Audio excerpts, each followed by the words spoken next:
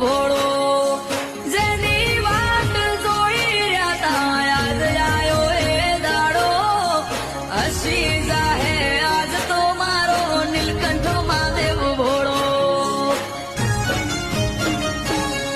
આ સૃષ્ટિ નારે સર્જન હાર બેઠા દાસ જ ગામ આયો મહાદેવ નો અવસર